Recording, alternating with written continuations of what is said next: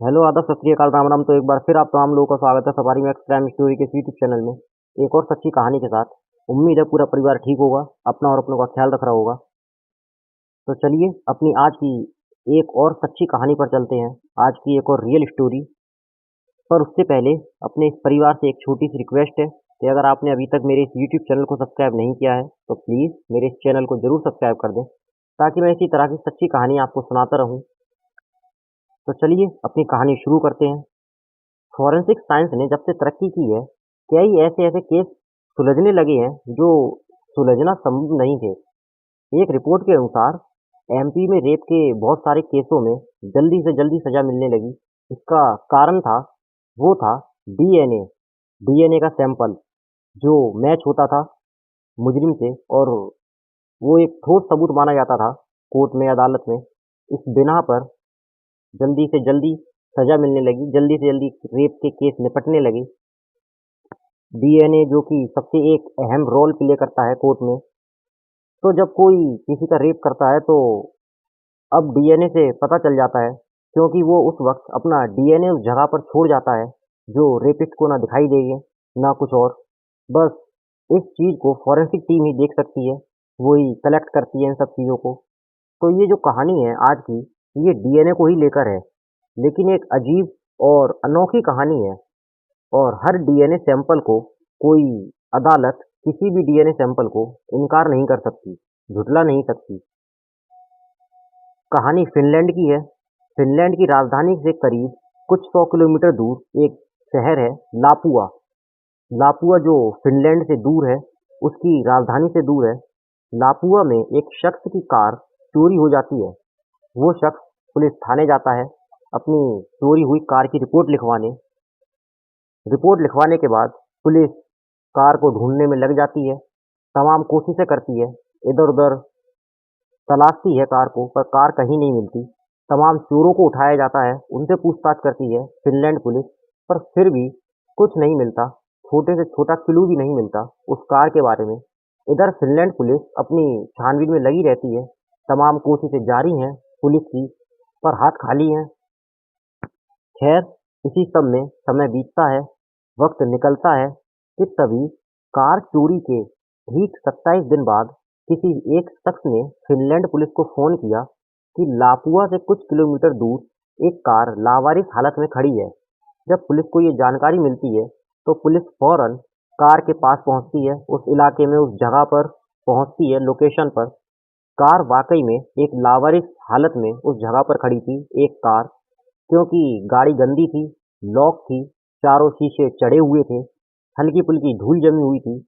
अब पुलिस उस कार को देखती है चारों तरफ से, थोड़ा-सा डर-डर के भी, क्योंकि इसलिए कि शायद कोई गड़बड़ तो नहीं कार में, कहीं कोई बम वगैरह तो नहीं गाड़ी में। खैर, जब पूरी गाड़ी की ठीक से चेकिंग हो जाती है, पुलिस पूरी गाड़ी को ठीक से चेक कर लेती है, तब फिनलैंड पुलिस उस कार को थाने लाती है। उस कार का जो नंबर था, वो उस शख्स के बताए नंबर से मैच हो जाता है, जिसने कार चोरी की रिपोर्ट लिखाई थी 27 दिन पहले। उस शख्स को फ़ोन करके थाने बुलाया जाता है और कहा जाता है कि आपकी कार मिल गई है, आप थाने आकर देख लो। शख्स कार को पहचान लेता है, पूरी कार देखता है अपनी। इसके बाद कहता है कि हाँ सर, ये मेरी ही कार है जो 27 दिन पहले चोरी हुई थी। इसके बाद फिनलैंड पुलिस उस शख्स की इजाज़त लेकर कार को कुछ वक्त थाने में ही रखती है। अब एक सवाल था फिनलैंड पुलिस के मन में, वो ये कि जो कार चोरी हुई थी वो तो मिल गई, पर जिसने ये कार चुराई वो चोर कहाँ है। तमाम जगह पुलिस ने छानबीन करी, फिर से दोबारा उन गुंडे मवालियों चोरों को टटोला गया, फिर से उन्हें उठाया गया, फिर से उनसे ठीक से पूछताछ हुई, पर फिनलैंड पुलिस के हाथ से बहुत दूर था वो चोर। उसके बारे में कोई जानकारी नहीं मिलती, कोई क्लू नहीं मिलता। जहाँ से कार चोरी हुई और जिस जगह से ये मिली थी कार, उस सब जगहों की भी बड़ी बारीकी से छानबीन करी फिनलैंड पुलिस ने, पर कुछ कामयाबी नहीं मिली।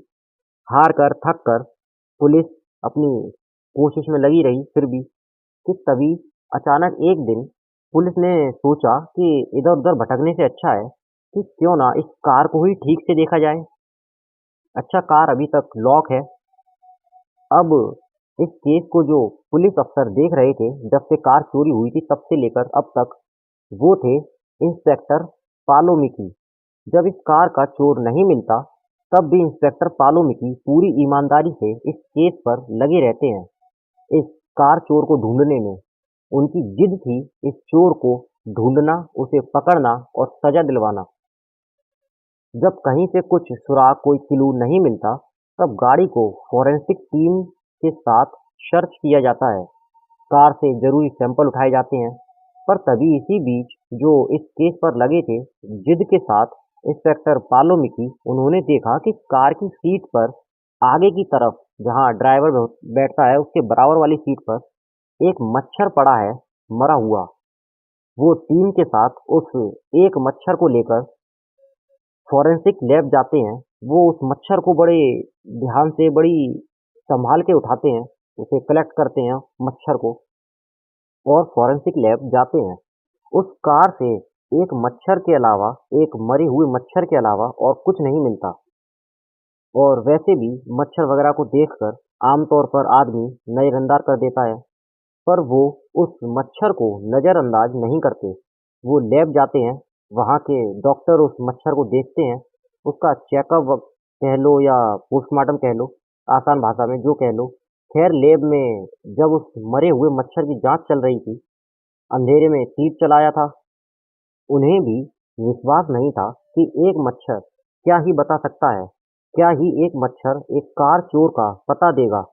पर जब फॉरेंसिक के एक्सपर्ट हैं वहाँ पे, उन्होंने उस मच्छर को देखकर कहा कि इसने अभी कुछ वक्त पहले ही एक इंसान का खून पिया है।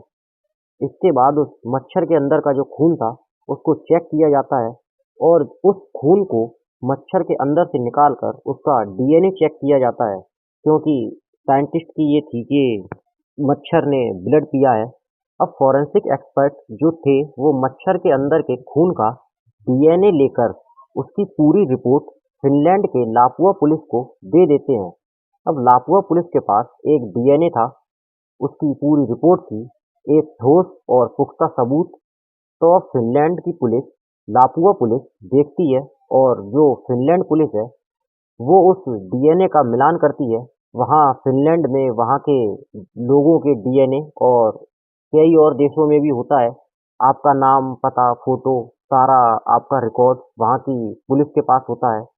तो फिनलैंड पुलिस ने उस मच्छर के डीएनए को चेक करते करते करते करते आखिरकार एक शख्स के रिकॉर्ड पर आकर रुक जाती है।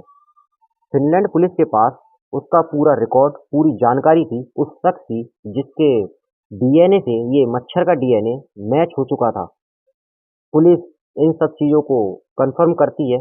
इसके बाद पुलिस उस शख्स पे नज़र रखती है।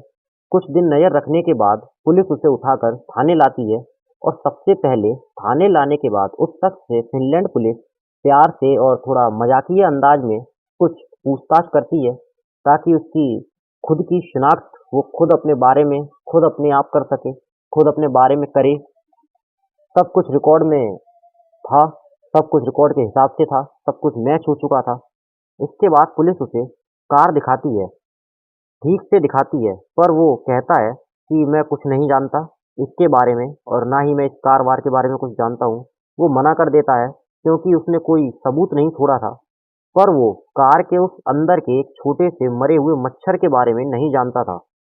प्यार से पूछताछ जब पुलिस ने करी, इसके बाद भी वो कुछ बोला नहीं, हर बार मना करता रहा। इसके बाद मजबूरन पुलिस अपना दूसरा रूप दिखाती है, और जब अपना दूसरा रूप दिखाती है उस शख्स को, तो वो शख्स टूट जाता है और एक्सेप्ट करता है कि हाँ, वो इस कार में था। इसके बाद जब आगे की पूछताछ सख्ती से हुई, और जब उसे ये बात पता चली डीएनए वाली एक मच्छर के अंदर के खून के बारे में, तब वो और डर जाता है, उसका अंदाज बदल जाता है। पर फिर भी वो शख्स इधर भी दिमाग लगाता है, और सख्ती से पूछताछ के बाद भी वो शख्स डीएनए रिपोर्ट के बारे में, मच्छर के बारे में पता होने के बाद भी वो कहता है कि हाँ, मैं कार में बैठा था, पर मैंने ये कार चुराई नहीं थी, बल्कि मैंने तो इस कार चलाने वाले शख्स से लिफ्ट ली थी, ताकि मैं समय पर अपनी जगह जा सकूं, अपनी जगह पर पहुंच सकूं। अब इतनी शक्ति के बाद भी चोर का ये बयान कि वो चोर नहीं है, वो इस कार में बैठा ज़रूर था पर लिफ्ट लेकर। इधर पुलिस भी सोच विचार करने लगी। इसके बाद पुलिस ने उस कार के ड्राइवर को बुलाया जो चोरी से पहले तक कार चला रहा था। उस कार ड्राइवर को इस चोर वाले शख्स से मिलाया गया। आमना सामना हुआ। दोनों को एक दूसरे को पहचानने को कहा गया, पर ना चोर इस ड्राइवर को जानता था और ना ही इस कार ड्राइवर ने कभी इस शख्स को लिफ्ट दी थी। इसके बाद केस पूरा साफ था। अब पुलिस ने उस चोर शख्स के ऊपर थोड़ा सख्ती और बढ़ाई, थर्ड डिग्री का इस्तेमाल किया और अंत में जाकर उस शख्स ने कबूल कर लिया कि हाँ, उसने जो पहले कहा था वो सब एक झूठ था और उसने ही इस कार को चोरी किया था और 27 दिन तक खूब इधर-उधर घुमाया, खूब चलाया, पार्टियां करी और लास्ट में 2 दिन पहले पूरी कार को साफ-सुथरी करके एक सुनसान जगह पर सड़क किनारे खड़ा कर दिया। इसके बाद उस शख्स को गिरफ्तार किया गया। उस चोर शख्स पे केस चला और केस के साथ-साथ उसे जेल में भी रहना पड़ा। तो कैसे एक मच्छर के अंदर के एक छोटे से खून की एक छोटी सी बूंद ने इस कहानी के चोर तक फिनलैंड पुलिस को पहुंचा दिया। इसके बाद इस कहानी के चर्चे वहाँ के हर पुलिस स्टेशन में हुए। हर किसी की जुबान पर एक ही नाम था, इंस्पेक्टर पालो मिकी, जो कि काफ़ी फेमस भी हुए बाद में। हर पुलिस वाला उन्हें जानने लगा, पहचानने लगा, उनकी तारीफ करने लगा। वहाँ के लोकल न्यूज़ पे भी ये खबर चलने लगी और इस केस के बाद इंस्पेक्टर पालो मिकी का बहुत नाम हुआ। हर जगह से उन्हें बधाई मिली कि कैसे जब शख्स ने रिपोर्ट लिखाई कार की, तब कार नहीं मिल रही थी। तमाम कोशिशों के बाद भी कार मिली 27 दिन बाद। तो जब चोर की तलाश करी तो चोर हाथ ना आए, जबकि फिनलैंड पुलिस के पास हर एक शख्स का रिकॉर्ड होता है, हर एक शख्स का रिकॉर्ड था। पर इसी बीच जाकर एक मच्छर ने उस कार चलाने वाले चोर तक पहुंचा दिया। इधर इस केस पर जो दिमाग लगाया फिनलैंड के लापुआ पुलिस ने, इंस्पेक्टर पालोमिकी ने, वो एक अजीब चीज थी, अलग चीज थी, एक नई चीज थी। काश और पुलिस वाले भी इसी तरह इन्वेस्टिगेशन के दौरान अपना थोड़ा दिमाग खुला रखें तो बहुत सारे और केस भी सॉल्व हो सकते हैं। तो आज की कहानी में बस इतना ही। उम्मीद है आज की कहानी मेरे इस परिवार को ज़रूर पसंद आई होगी। तो कहानी को लाइक करना, कहानी को अपने दोस्तों के साथ शेयर करना और इसी तरह की सच्ची कहानियाँ सुनने के लिए मेरे इस यूट्यूब चैनल को ज़रूर सब्सक्राइब करना। तो मिलते हैं अपनी अगली किसी नई और सच्ची कहानी के साथ। तब तक के लिए अपना ख्याल रखना है, अपनों का ख्याल रखना और हाँ, safari max crime story channel का ख्याल रखना। Please subscribe safari max crime story. Thank you so much.